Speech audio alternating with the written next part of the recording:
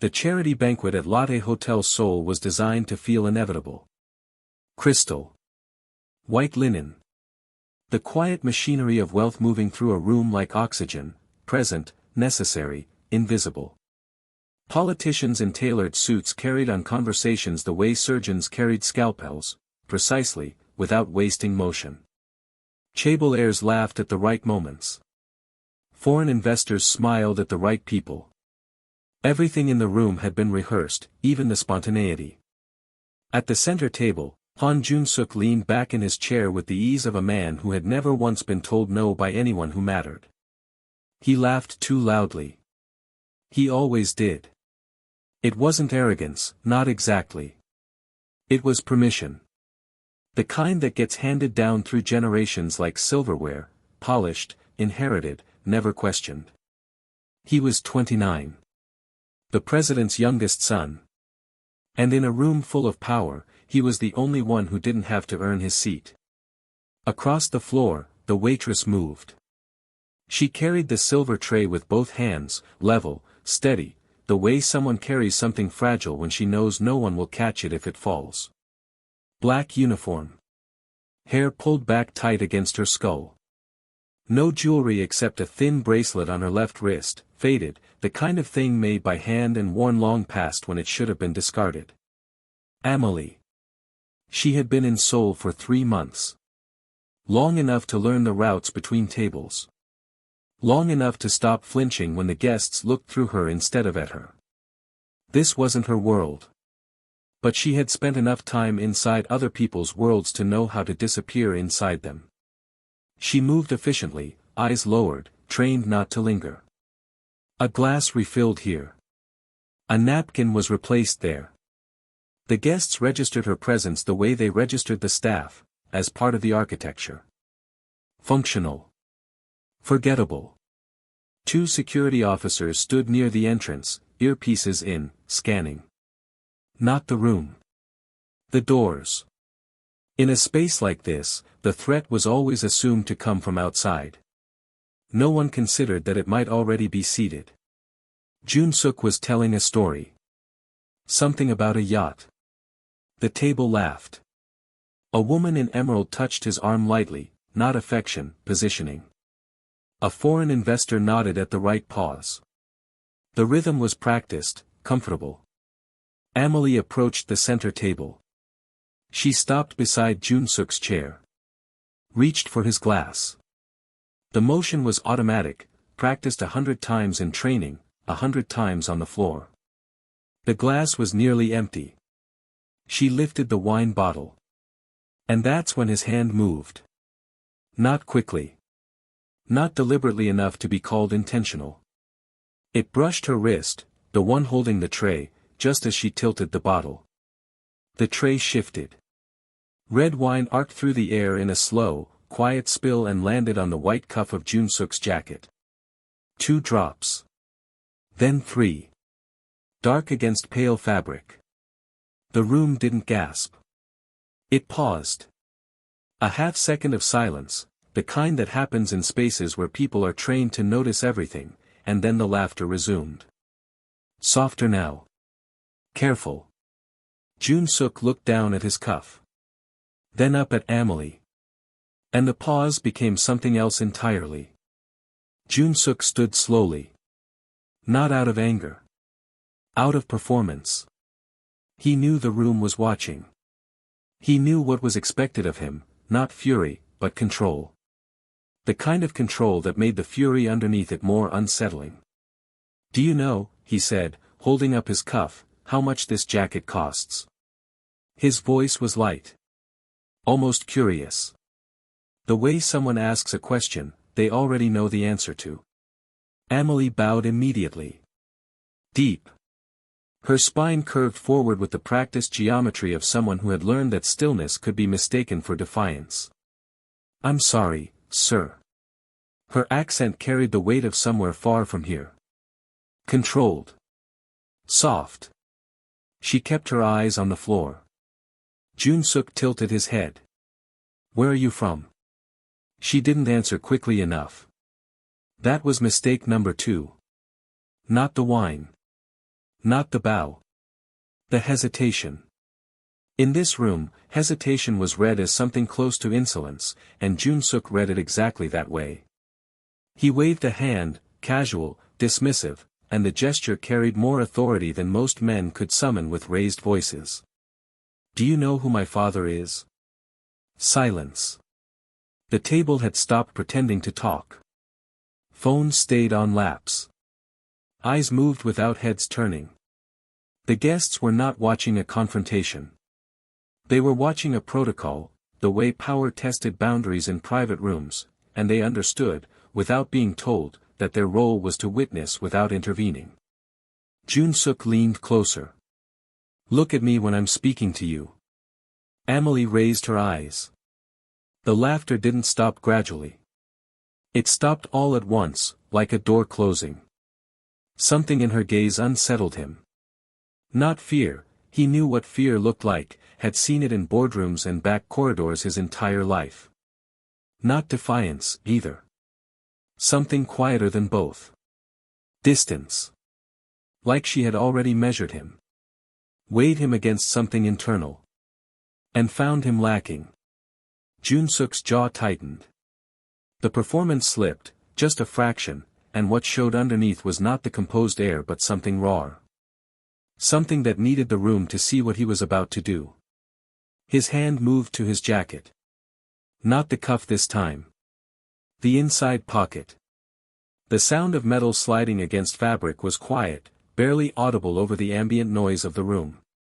But in the half-second of silence that followed, it landed like a stone dropped into still water. A gun. Black. Compact. Held loosely, the way someone holds something they have held many times before. Several guests inhaled sharply.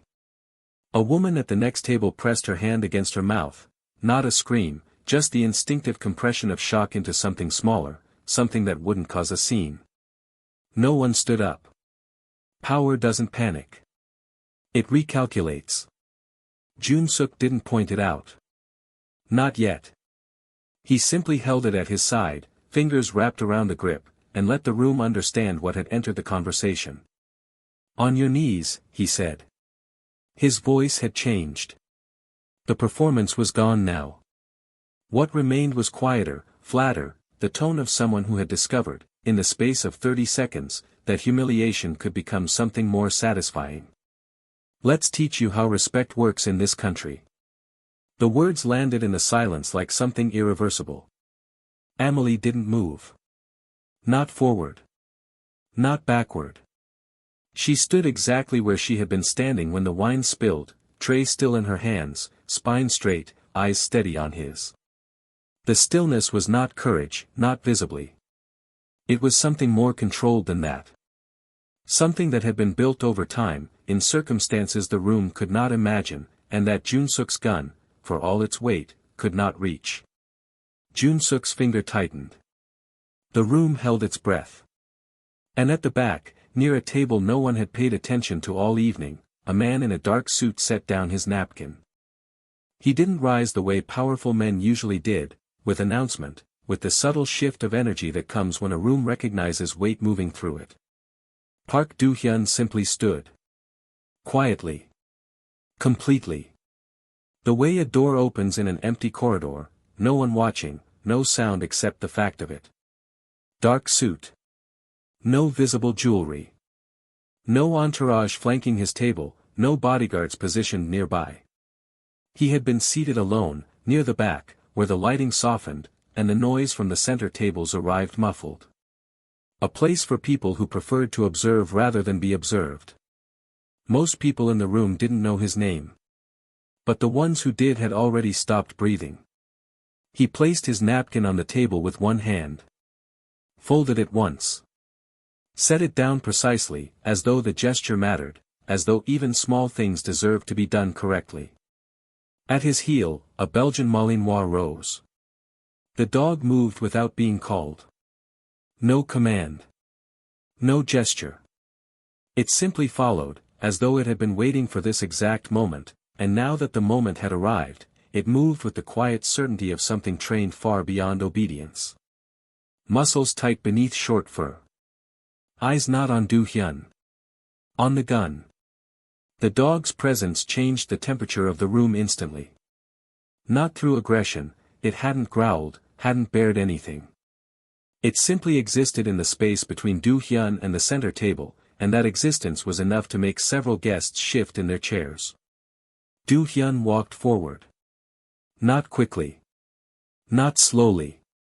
At a pace that suggested he had already decided what would happen next, and the only variable left was how long it would take everyone else to understand. "What's happening here?" he asked. His voice was level. Conversational. The kind of tone that could ask about the weather or about a war, and sound the same in both cases. Jun-suk turned his head. The gun stayed where it was, aimed loosely at Amelie, but his attention had moved. Fully. The way a predator's attention moves when something larger enters the field. "Sit down," Jun-suk said. "This doesn't concern you." Du Hyun didn't sit. He glanced at the gun. A single, brief look, not fear, not calculation. Assessment. The way a man looks at something he has seen before, many times, in rooms far less polished than this one. Then he looked at Amelie. She hadn't moved. Still standing. Still holding the tray. Still refusing to collapse under the weight of what was pointed at her. Du Hyun looked back at Jun-suk. "It concerns me," he said. The Malinois growled. Low. Controlled. Not a warning, a statement. The sound carried through the silence of the room the way a single note carries through an empty hall. And in that sound, something shifted. Not power transferring from one man to another. Something subtler. The room, recognizing that the hierarchy it had assumed all evening, political authority at the top, everything else arranged beneath it, had just been interrupted by something older, and less visible, and far less restrained. Jun-suk's smile hardened. He adjusted his grip on the gun, not raising it, but tightening. A small recalculation. "Do you know who I am?" he asked. Du Hyun didn't blink. "Yes," he said. "That's why I'm standing." The gun moved. Slowly. Deliberately. Away from Amelie. Toward Du Hyun. The shift was small, a rotation of the wrist, a realignment of the barrel, but it changed everything. The threat was no longer about humiliation. It was about confrontation. About two forms of power in the same room, and the room holding its breath to see which one would be the last one standing. "You don't touch my staff," Jun-suk said. His voice had dropped. Quieter now. "The lightness is gone." "Not tonight." Du Hyun smiled. Not warmly. Not with humor. A faint movement at the corner of his mouth that acknowledged something, not the gun, not Jun-suk, but the situation itself. The absurdity of it. The inevitability. "She doesn't work for you," he said. The dog stepped forward. One step. Deliberate. The muscles in its shoulders contracted visibly beneath the short coat, and the sound it made, low, continuous, vibrating, filled the space between the two men like something physical. Du Hyun didn't look down at it. "Put the gun down," he said. "Before this becomes something your father can't erase." The word father landed differently this time. Not as a threat. As a fact. Stated plainly, without inflection, is the way one states the time or the weather. But the plainness was what gave it weight. Du Hyun knew exactly what that word meant in this room, in this country, in the architecture of power that had built the silence around them. Jun-suk hesitated. A fraction of a second. Barely visible. But the dog saw it. And Du Hyun saw the dog see it. Then Jun-suk laughed. Short. Forced. The kind of laugh that arrives when someone realizes they are no longer in control of the performance. "You think a dog scares me?" Du Hyun whistled once. The sound was sharp, clean, a single note that cut through the silence like a blade. And the Malinois moved. Not at Jun-suk.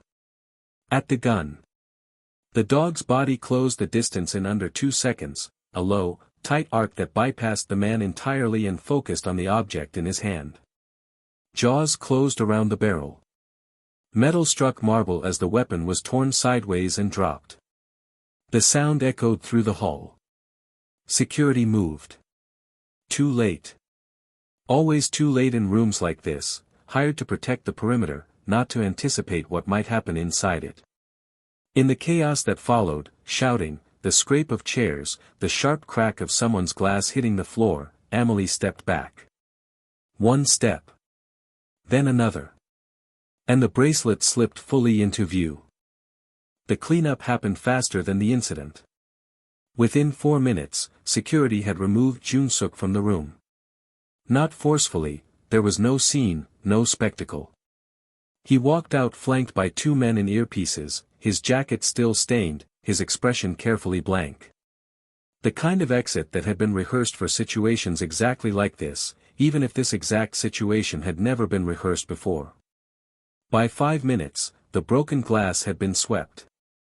By 7, a fresh tablecloth had been laid over the center table. By 10, the conversations had resumed, quieter, yes, but resuming nonetheless. That was what elite spaces did best. They didn't erase what happened. They simply covered it with white linen and moved forward. No one mentioned the gun. No one mentioned the waitress. No one mentioned the man at the back, or the dog, or the single whistle that had changed the shape of the evening. The room had decided, collectively and without discussion, that none of it had happened. And in Seoul, in a room full of people with enough influence to rewrite small histories, that decision carried the weight of fact. Amelie had disappeared from the floor. Not dramatically. She had simply stopped being visible, moved to the kitchen corridor, then to a service hallway, then to a quiet corner near the loading dock where the staff gathered to smoke and to breathe without being watched. She sat on a concrete step, tray still in her hands, and said nothing. The bracelet caught the light from the corridor lamp. Thin. Faded. Woven from something that had once been colorful but had been worn down by years of skin and washing and the slow erasure that time does to handmade things. It was cheap. Worth nothing to anyone passing it on the street. But it had survived everything she had survived. And she had never taken it off. Back in the banquet hall, Park Do-hyun had not left. He stood near the edge of the room, wine glass in hand, untouched, watching the staff reset the center table. The Malinois sat at his heel, calm now, alert but still. The dog's eyes moved across the room in slow, methodical sweeps, the way they always did in unfamiliar spaces. Do-hyun's eyes were not moving. They were fixed on something specific. Something small. The bracelet. He had seen it, only for a second, only in the brief chaos after the gun hit the floor, but a second was enough. The image had landed somewhere deep, in a place he kept locked and rarely visited, and it had not left since. He knew that bracelet. Not the object itself. Objects change. Threads fade. Colors bleed out over years of wear. But the shape of it, the pattern, the particular way it had been knotted at the clasp, that was something he recognized the way one recognizes a voice in a crowd. Instantly. Involuntarily. Without permission. Busan. The word surfaced without context. No image attached to it yet. No memory is fully formed. Just the name of a city, and the quiet, unwanted certainty that something in that city was connected to this moment. Do-hyun set his wine glass down. He didn't move toward the kitchen corridor. Didn't ask anyone where the waitress had gone. He stood perfectly still, and let the recognition settle into him the way cold water settles into the body, slowly, completely, changing the temperature of everything it touches. The Malinois shifted at his heel. Do-hyun didn't look down. He already knew what the dog had sensed. The same thing he had sensed, not danger, exactly. Something older than danger. Something that had been waiting, quietly, for a long time, and had finally found the room it needed to enter. A memory that wasn't finished. And for the first time that evening, Park Do-hyun felt something he had spent years engineering his life to avoid. Recognition without context. The worst kind. Busan. 3 years earlier. The port city at night moved differently from Seoul. Louder in some places, quieter in others. The waterfront carried the smell of salt and diesel, and the buildings along the harbor had the particular kind of decay that comes when a city stops investing in its edges and focuses all its light on the center. Park Do-hyun had not been powerful then. Not in any way that mattered to the people who defined power in Korea. He had no family name worth carrying. No chaebol connections.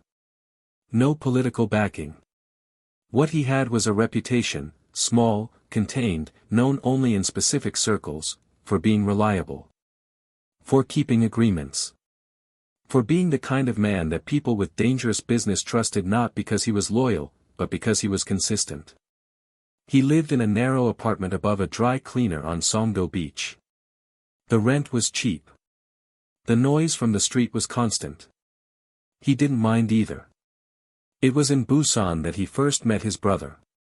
The brother came to him through a mutual arrangement, a favor that had been passed down a chain of intermediaries until it arrived at Do-hyun's door in the form of a young man, early 20s, thin, with careful eyes and hands that shook when he was nervous but steadied when he needed them to.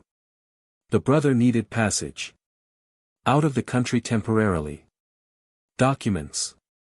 A clean trail. The kind of infrastructure that Do-hyun had begun to quietly build, not for himself, but as currency. As something he could trade. He agreed to help. The arrangement was simple.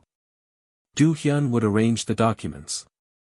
The brother would disappear for 6 months, long enough for a situation back home to resolve itself.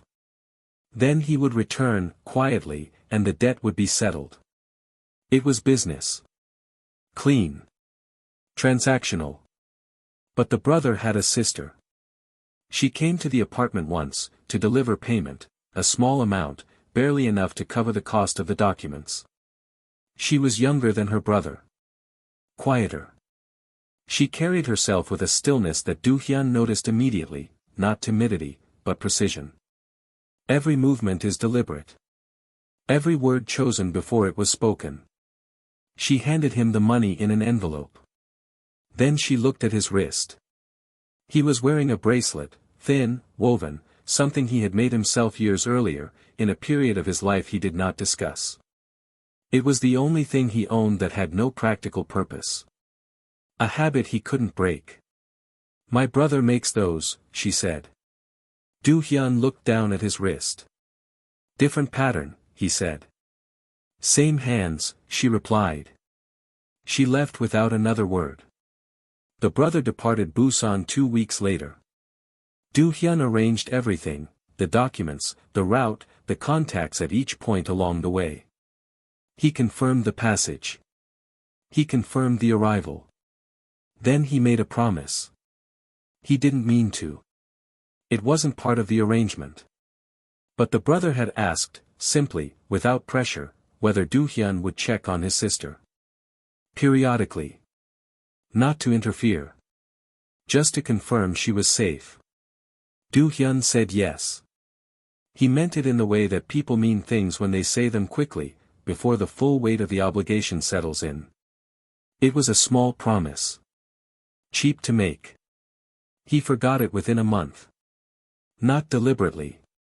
The business grew. The work expanded beyond Busan, beyond the small arrangements and quiet favors that had built his early reputation. Seoul beckoned. Money arrived. Power accumulated, slowly, then all at once, the way it always does for men who understand that visibility is a liability. He moved north. He stopped looking back. The brother was supposed to return after 6 months. He never did. Do-hyun didn't notice for another 3 months, not because he didn't care, but because the channels through which he would have learned had gone quiet. A contact who stopped responding. A route that no longer reported back. Small gaps in the network that, taken individually, meant nothing. Taken together, they meant something. But Do-hyun did not, at that time, have the habit of assembling small pieces into large truths. He had the habit of moving forward. Of leaving gaps behind him and trusting that they would stay closed.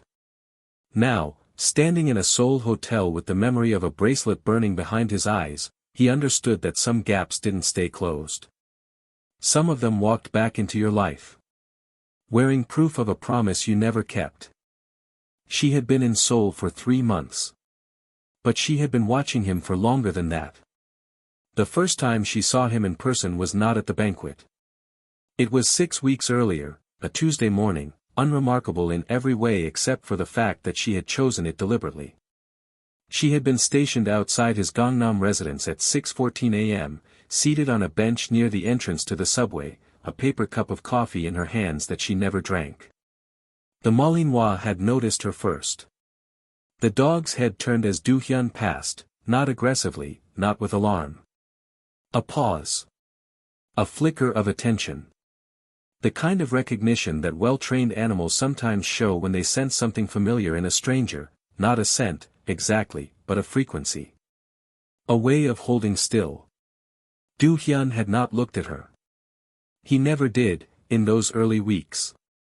She was part of the street. Part of the furniture of his morning routine. A woman on a bench. A coffee cup. Nothing that demanded attention. That was exactly how she wanted it. Amelie had spent the first month learning his patterns. Not obsessively, methodically. The way someone studies a building before deciding where to enter. She mapped his movements, the route he took each morning, the days he stayed inside, the evenings he traveled. She noted who visited and who didn't. She watched the Malinois, learned its rhythms, its triggers, the way it communicated with its handler through shifts in posture that most people would never notice. She was not pursuing him. She was positioning herself. There is a difference. Pursuit implies urgency, a need to close the distance, to demand something. What Amelie was doing required the opposite. Patience. Stillness. The willingness to remain invisible for as long as necessary, and to let the moment arrive on its own terms. The waitress position at the Lotte Hotel had been arranged through channels she had built quietly over the previous weeks. Not difficult work, she had waitressed before, in other countries, in other lives. The uniform fit. The training was short. And the hotel hosted events that drew Seoul's elite with regularity. She knew the charity banquet would be attended by the president's inner circle. She knew Do-hyun would be there. She knew, because she had learned, through the same patient, methodical process she applied to everything, that he attended these events not for the cause or the company, but because presence at certain gatherings was a form of currency. A quiet assertion that he belonged in rooms where he had not been invited. The wine spill was not planned. That was the one thing in the evening that had not been orchestrated. Jun-suk's hand on her wrist, that was his. The tray tilting, that was physics. The red wine landing on white fabric, that was chance, and chance had, in the space of 30 seconds, turned a quiet observation into something far more dangerous. But Amelie had not panicked. She had stood exactly where she was standing. Kept her eyes steady. Let the room see what it wanted to see, a waitress, frightened, small, while something else moved underneath. Something the room could not see and would not have understood if it could. Resolve. Not the dramatic kind. Not the kind that announces itself with raised voices or clenched fists. The quiet kind. The kind that has been building for months, in silence, and that requires nothing from anyone else to sustain itself. When Do-hyun had stepped forward, when the dog had moved, when the gun had fallen, she had watched him the way she had been watching him for weeks. Not with gratitude. Not with fear. With recognition. Not as a mafia boss. Not as a man of power or influence or underground authority. As a man who had once, in a narrow apartment in Busan, made a promise to someone she loved. And broken it. Now, sitting on the concrete step near the loading dock, the bracelet catching the corridor light, Amelie did not move. Did not seek him out. Did not ask to be found. She waited. Because she had learned, through years of watching, years of being the quiet one in every room, that men like Do-hyun did not respond to demands. They responded to the presence. And she intended to remain present until he understood exactly what that meant. The underground parking garage beneath the Lotte Hotel was quieter than the banquet hall above it. Sound traveled differently here, concrete and steel absorbed conversation, flattened it, turned voices into something close to a whisper even when they weren't trying to be. Do-hyun stood beside his car. Black. Unremarkable. The kind of vehicle that powerful men chose when they didn't want to be noticed, not flashy, not expensive looking, just clean and efficient and forgettable. His driver sat inside, engine off, waiting. The Malinois stood at his heel, alert but calm. The dog's breathing was steady. Its eyes moved across the garage in slow, practiced arcs, checking exits, checking shadows, checking the spaces between parked cars where sound could hide. Do-hyun was not checking anything. He was standing perfectly still, hands at his sides, waiting for something he already knew was coming. Amelie appeared from the stairwell. She walked without hurry. No sound except the quiet rhythm of her shoes on concrete. She stopped 6 feet from him, close enough to talk, far enough to make it clear she had not come to be close. "You shouldn't have interfered," she said. Her voice was steady. Flat. Not angry, that would have been too much, too visible, too easy for him to deflect. She stated it the way one states a fact. The way the weather is reported. They won't forget this. Do-hyun looked at her. For the first time since the banquet, he looked at her fully, not at the bracelet, not at the uniform, not at the surface of her. At her. And what he saw was not the frightened waitress the room had expected to find. Not the grateful woman who had been rescued. Something harder than both. "They already won't," he replied. Silence. The garage held it, the way large, empty spaces hold silence, amplifying it, giving it weight. The dog shifted slightly at Do-hyun's heel. A small movement. Barely visible. "You left," she said. 2 words. Not an accusation. Not yet. Just a fact, placed between them like an object on a table, something that existed, undeniably, and that both of them could see. Do-hyun didn't answer. He didn't look away, either. He held her gaze with the same stillness he brought to everything, the stillness of a man who had learned, over many years, that control meant never being the first to move. But something in his hands had changed. At his right side, his fingers had curled, slowly, almost imperceptibly, into a fist. Not from anger. From something older. Something that lived in the body before the mind has finished processing it. "You told my brother he'd be safe," she continued.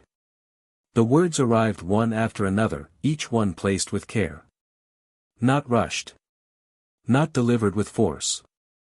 Spoken the way someone speaks when they have rehearsed the moment for a long time, not to perform, but to ensure that every word lands exactly where it needs to. That Korea was temporary. The dog's ears shifted. Do-hyun's jaw tightened, barely, a fraction of a degree, and then released. The only movement he allowed himself. "He died," she said. The words didn't rise in volume. They didn't need to. In the concrete quiet of the garage, even a whisper carried. In Incheon. A warehouse fire that never made the news. She let the sentence end. Didn't add anything to it. Didn't explain what it meant, or what she wanted him to understand, or how long she had carried it. She simply stated it, the way a document states a fact, and let the silence that followed do the work that words couldn't. Do-hyun closed his eyes. For half a second. No more. But in that half second, something moved behind his expression, a shift so small that anyone watching from a distance would have missed it entirely. A crack.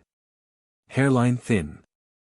The kind that appears in structures that have been holding weight for too long without anyone checking the foundation. He opened his eyes. And what Amelie saw in them was not guilt, not visibly, not in any way she could have named or pointed to. It was something quieter than guilt. Something that existed before guilt arrives, the moment when a man realizes that a thing he chose not to know has become a thing he can no longer avoid knowing. Because the warehouse fire in Incheon, the one that never made the news, the one that left no record worth finding, the one that 3 separate investigative journalists had looked into and quietly abandoned, had not been an accident. Do-hyun had ordered it. Not with full knowledge of who was inside. That was the part he told himself, the story he had constructed and maintained for years, the way a man constructs a room in his house that he never enters. He had ordered the warehouse cleared. Burned. Destroyed. A liability in the network. A location that had become too visible, too connected to transactions that needed to disappear. He had not asked who was inside. That was the part that lived in the space between a decision and a consequence. The gap where intention ended, and result began. He had not asked. He could have asked. The information was available, a single question to a single contact would have told him exactly who was sleeping in that warehouse on that night in Incheon. He had chosen not to ask. And that choice, quiet, unheroic, made in the abstract language of logistics rather than the concrete language of human life, had killed the brother. Amelie didn't know this. Not with certainty. Not with proof. She suspected, had suspected for months, had followed threads that led close but never quite arrived at confirmation. But she had not come here tonight for confirmation. She had come because confirmation wasn't the point. The point was standing in front of him. Letting him see her. Letting him understand that the consequence of his choice had not disappeared with the warehouse smoke. It had survived. It had come to Korea. It was standing 6 feet away, wearing a bracelet made by the man he had killed, and it was not asking for justice. It was asking for nothing at all. And that, the silence where a demand should have been, was the thing that made Do-hyun's hand, at his side, finally unclench. Not from relief. From the understanding that there was no version of this he could control. The phone rang at 2:47 a.m. Do-hyun was not asleep. He rarely was, at that hour. His body had long since adapted to a schedule that kept him alert through the night and allowed sleep only in short, controlled intervals during the day. The phone was on the table beside him, screen dark, vibrating once with a rhythm he recognized immediately. Not a number he had saved. A number he had been given years ago, through channels that no longer existed, by a man who at the time had been a senator and was now the President of the Republic of Korea.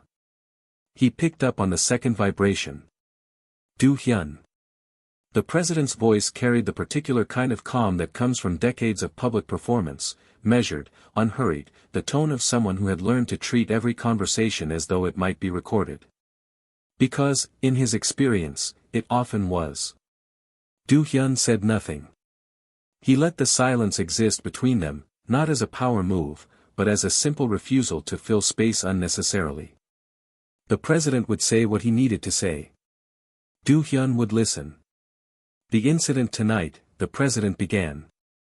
Not a question. My son has been taken care of. The hotel has been contacted.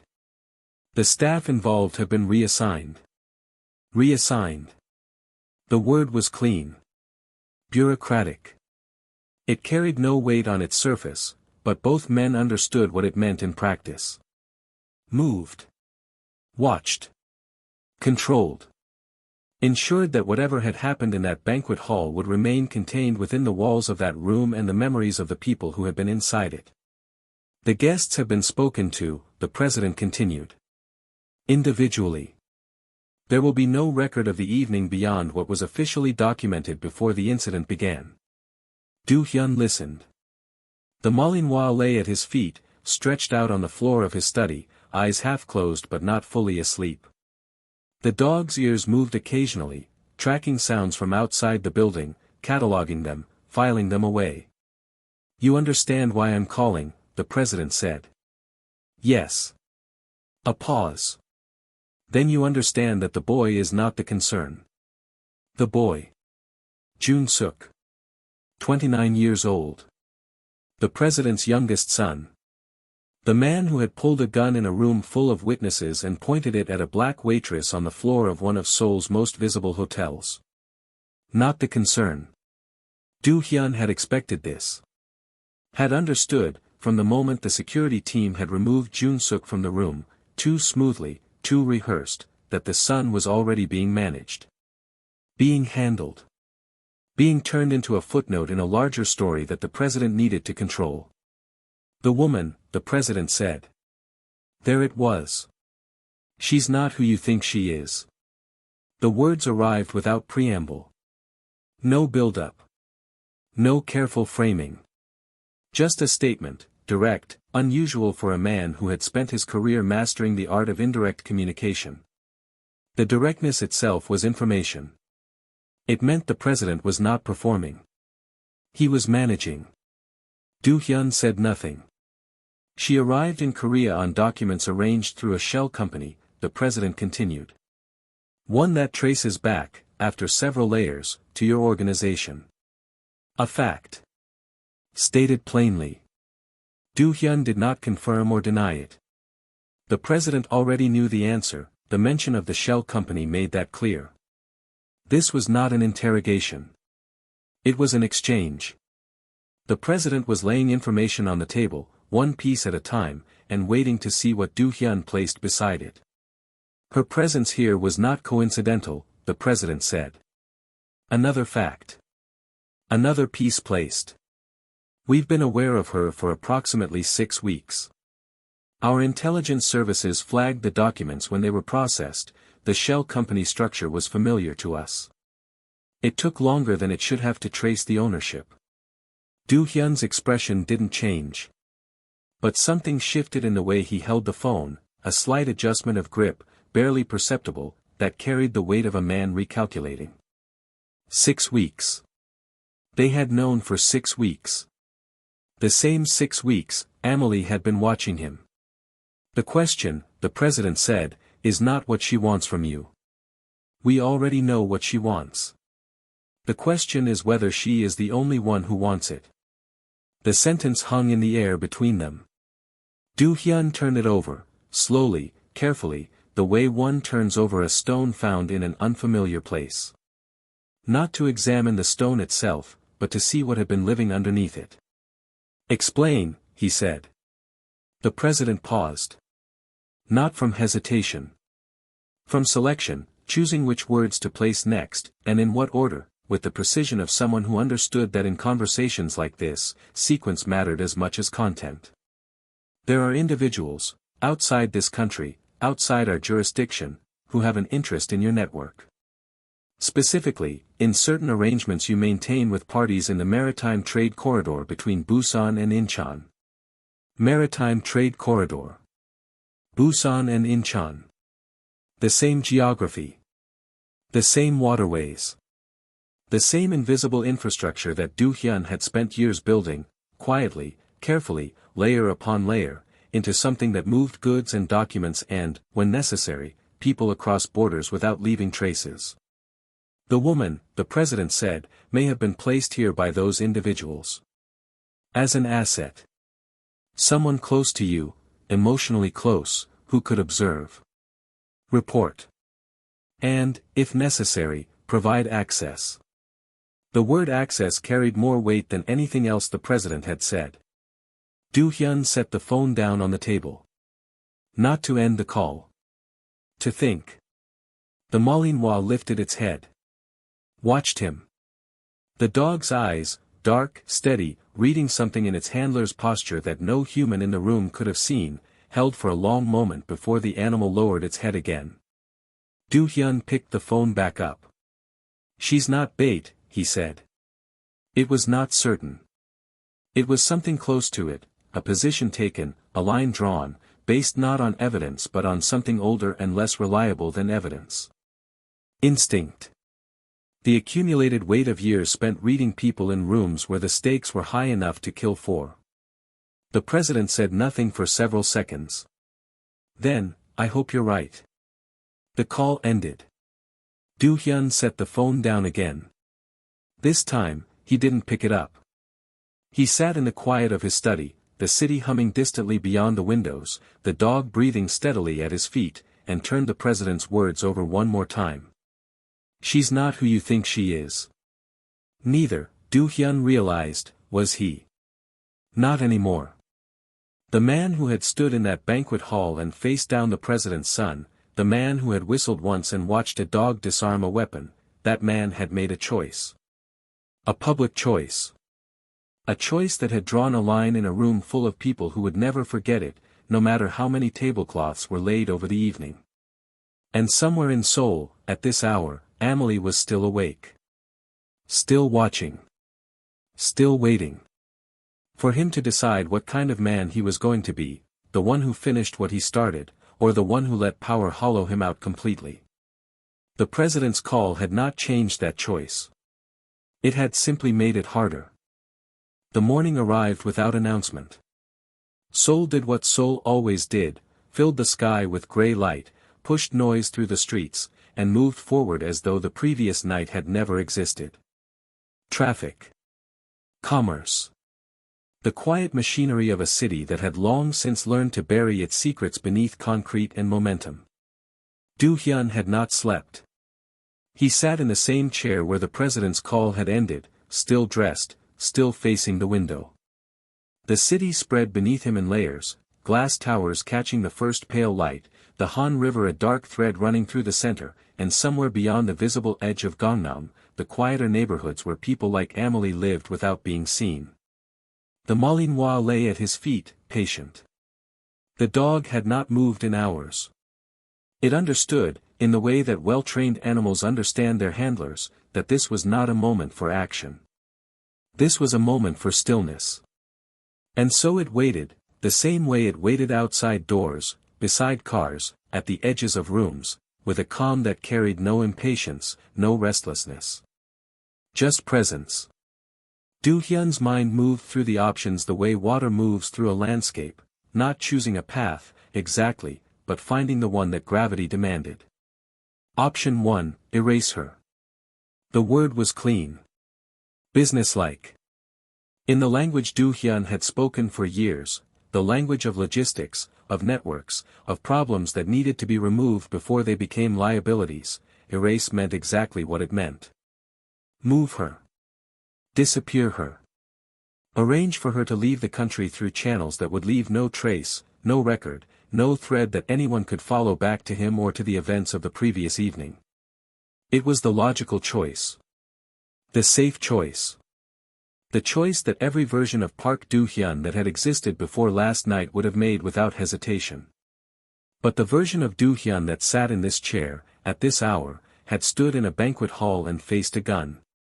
Had watched a woman refuse to kneel. Had seen a bracelet catch the light and felt something crack inside a structure he had spent years reinforcing. Erasing her would not close the crack. It would widen it. Option 2, face her. Not erase. Not manage. Not arrange, control, or contain. Simply face what she represented, the debt, the broken promise, the warehouse in Incheon that had never made the news, and stand in front of it without the protection of power or distance or the careful architecture of selective ignorance.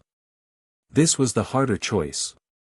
Not because it was dangerous, danger Do-hyun understood, had lived inside it for years, had built his entire existence around the management of it. It was harder because it required something he had never developed the habit of practicing. Vulnerability. The Malinois shifted, a small movement, a repositioning of weight from one side to the other. The dog's eyes moved to Do-hyun's face, held there for a moment, then returned to their slow sweep of the room. Do-hyun watched the dog. In the years he had spent with the animal, training it, working alongside it, learning the particular language of trust that existed between a man and a well-bred Malinois, he had come to understand something about the nature of loyalty that he had not understood from humans. The dog did not follow him because of power. It followed him because of consistency. Because every interaction between them had been honest, no manipulation, no performance, no hidden agenda. The dog knew exactly what Do-hyun was. And it stayed. He wondered, briefly, what Amelie would do if she knew the same thing. Not what he was publicly. Not the mafia boss, the underground figure, the man whose name made certain people in Seoul stop breathing. What he actually was, the man who had ordered a warehouse burned without asking who was inside. The man who had made a promise to a brother and forgotten it within a month. The man who had built an empire on the quiet, consistent practice of not looking back. Would she stay? The question was not rhetorical. It carried real weight, the kind of weight that comes when a man realizes, for the first time in years, that someone else's judgment of him matters more than his own. Do-hyun stood. The movement was slow. Deliberate. Not the sharp, decisive motion of a man executing a plan, but the careful, measured rise of someone who has made a choice and is now simply beginning to move toward it. The Malinois rose with him. Immediately. Silently. He walked to the window. Seoul spread beneath him, vast, indifferent, continuing. Somewhere in the city, the president was managing the fallout. Somewhere, Jun-suk was being coached on what to say and to whom. Somewhere, the guests from last night's banquet were already reshaping the story in their own minds, turning it into something smaller, something that fit comfortably inside the narrative of a city that never admitted to its own violence. And somewhere, Amelie was awake. Do-hyun knew this without evidence. The same way he had known, in the garage, that she would come to him, not because he had predicted it, but because something in the shape of her had told him. The way she held herself. The way she spoke. The quiet, unshakable certainty of someone who had already decided what she was going to do, and was simply waiting for the moment to arrive. He could not erase her. Not because it was wrong, though it was. Not because it was dangerous, though it was that, too, in ways the president's call had made clear. Because it would not work. Amelie was not a problem that could be solved by removal. She was a consequence. And consequences, Do-hyun understood this now, standing at the window with the city below him and the dog at his heel, consequences did not disappear when you stopped looking at them. They waited. They followed. They walked back into your life wearing proof of everything you had chosen to leave behind. The city continued beneath him. Gray light. Movement. The ordinary machinery of a place that had seen everything and remembered nothing. Do-hyun turned from the window. He did not reach for his phone. Did not call a contact or issue an instruction or set in motion any of the machinery that had carried him this far. He simply stood in the quiet of his study, and let the choice settle into him, not as a decision made, but as a direction found. The way a compass finds north. Not by force. By alignment. The rooftop of his Gangnam residence was not a place Do-hyun visited often. It existed at the top of the building, a flat expanse of concrete and glass railing, open to the sky, designed by an architect who had understood that men like Do-hyun sometimes needed a place where the walls fell away, and the city became something you could look down at instead of being inside. He had come up here 3 times in the 2 years since moving in. Tonight was the 4th. Seoul at night carried a different weight than Seoul during the day. The glass towers still glowed, but quieter now, interior light bleeding through windows rather than reflecting off surfaces. The Han River had turned black, invisible except where the bridge lights broke its surface into small, bright fragments. And the air was cold, the kind of cold that arrives in Seoul in late January, sharp and clean and indifferent to everything happening beneath it. Do-hyun stood at the edge. Not dangerously. Not dramatically. Simply at the railing, hands resting on the glass barrier, looking out at a city that had made him and would, if necessary, unmake him without noticing the difference. The Malinois sat beside him. The dog's posture was relaxed as a Belgian Malinois ever became, which was still more alert than most animals at full attention. Its eyes moved across the rooftop, then out across the skyline, then back to Do-hyun. A rhythm. A check.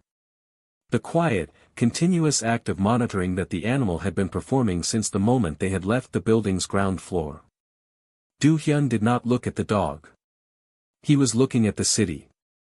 But what he was seeing was not the skyline. He was seeing the shape of what had happened, not just tonight, not just in the banquet hall or the garage or the president's phone call, but the whole architecture of it. The years.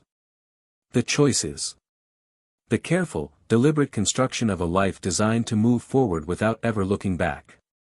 And the single, quiet thread that had run beneath all of it, unnoticed, unexamined, finally surfacing. Amelie was somewhere in Seoul tonight. He did not know where. Had not tried to find out. The decision not to search for her had been made in the study, hours earlier, and it had held, not through discipline, but through something that felt, for the first time in his life, like the right kind of restraint. The kind that came not from control, but from the understanding that some things could not be reached by moving toward them. They could only wait for. The bracelet existed somewhere in the city tonight. Thin. Faded. Woven by hands that no longer existed, the brothers' hands, the hands that had made things like the one Do-hyun himself had worn years ago, before power had stripped him of the habit of making anything that didn't serve a purpose. The bracelet was not a symbol of love. Not a symbol of romance, or devotion, or any of the narratives that people constructed around objects like this when they needed the world to be simpler than it was. It was a symbol of continuity. Of survival. Of something that had been made by one person, worn by another, and carried across borders and through years and into a room where a gun had been drawn, and had survived all of it. Still on her wrist. Still faded. Still cheap.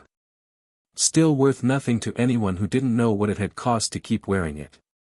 Do-hyun's hand moved to his own wrist. Bare now. Had been bare for years. The bracelet he had worn, the one he had made himself, long before Busan, long before power, had been removed sometime after the move to Seoul. He couldn't remember exactly when. Couldn't remember what he had done with it. That, too, was a kind of erasure. The city hummed beneath him. Traffic. A distant siren. The low, continuous vibration of millions of lives moving through the dark, each one carrying its own weight of unfinished business, its own collection of promises made and broken and forgotten. Do-hyun thought about the president's call. She's not who you think she is. He thought about what the president had implied, that Amelie might be an asset. Placed. Orchestrated. A piece in a game larger than the one Do-hyun had been playing.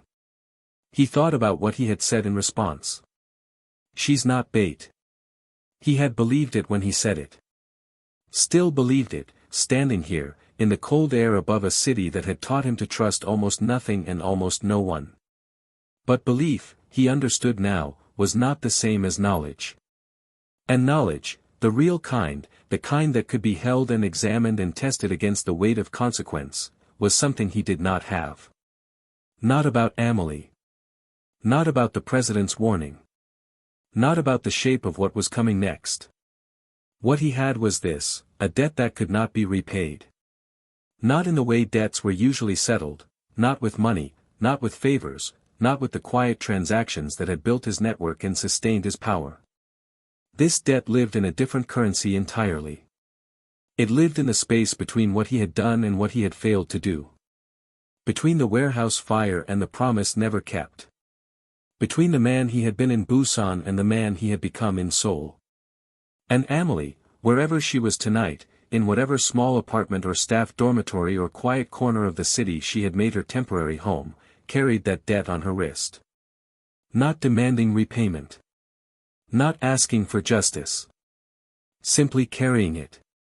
The way someone carries a thing that has survived everything else. The dog shifted beside him, a small movement, a settling of weight. Its eyes found Do-hyun's face again and held there, patient, waiting. Not for a command. Not for direction. For whatever came next. Do-hyun looked out at Seoul. The city continued. It always did. It had absorbed 1,000 stories like this one, men who had built empires on the backs of broken promises, women who had survived the consequences, debts that had grown quiet and patient and refused to disappear. It would absorb this one, too. And still, somewhere in the dark, Amelie was watching. Still waiting. For him to understand that some debts didn't want repayment. They wanted acknowledgement. The city glowed beneath him. The dog breathed steadily at his side. And Park Do-hyun stood on the rooftop of everything he had built, and for the first time in years, he did not know which direction to move. Not because the choice was unclear.